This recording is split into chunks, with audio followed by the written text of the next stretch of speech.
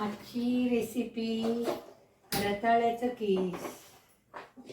गुरुवार पण आहे ना सर्वांचं, उपासाला पण जमण्यासारखं आहे. आम्ही तेलच वापरतो.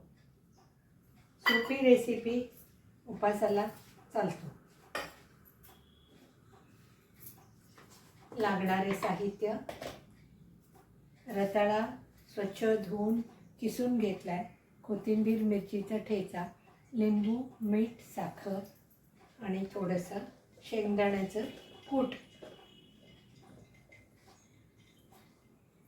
तुम्हाला आवडीप्रमाणे. कोथिंबीर मिरची कोणाला चालत असेल तर घाला, उपासाला नसेल तरी चालतं. एरवी कोथिंबीर थोडी, मीठ, साखर आणि जिरे फोडलेली.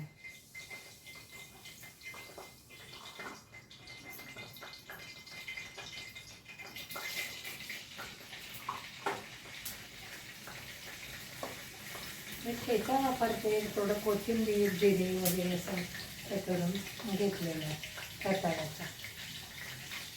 स्वच्छ धुवायचे, किसून घ्यायचं.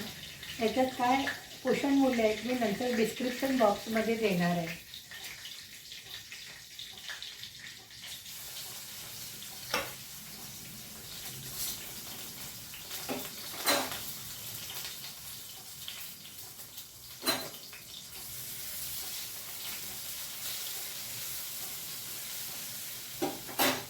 लवकर शिजतं ना.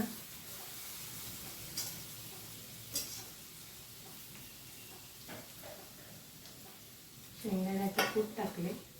आता मीठ, साखर, लिंबू.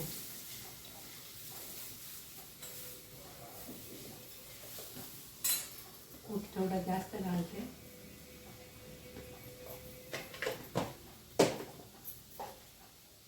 मीठ,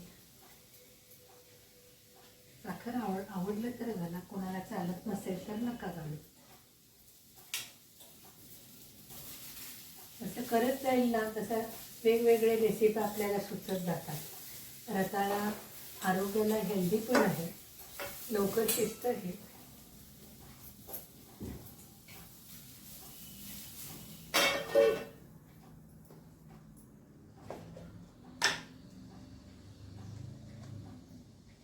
कोथिंबीर मी वाटून टाकले, वरूनच खोबरं वगैरे घातलं तरी चालतं.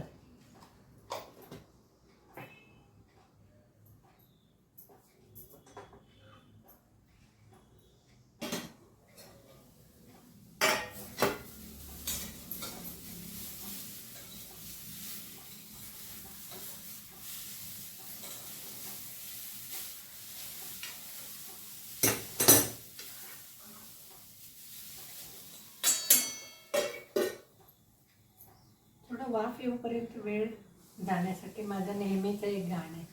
देव जरी मज कधी भेटला, मागवे ते माग म्हणाला, म्हणेन प्रभू रे माझे सारे, जीवन देई मम बाळाला. देव जरी मज कधी भेटला, माग हवे ते माग म्हणाला, म्हणेन प्रभू रे माझे सारे, जीवन देई मम बाळाला.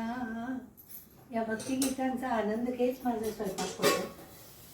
मधलं शिजवण्याचा वेळ छानपैकी मोडला. खूप छान झाले. बघून खाऊ वाटतं ना वेगवेगळं. थंडीचे दिवस आहेत, वेगवेगळे पदार्थ करून नाश्त्याला खाण्याचे दिवस आहेत. घ्या आस्वाद याचा. गरमागरम रताळ्याचे कीस. थँक्यू. लाईक करा, शेअर करा, आम्हाला प्रोत्साहन द्या. धन्यवाद.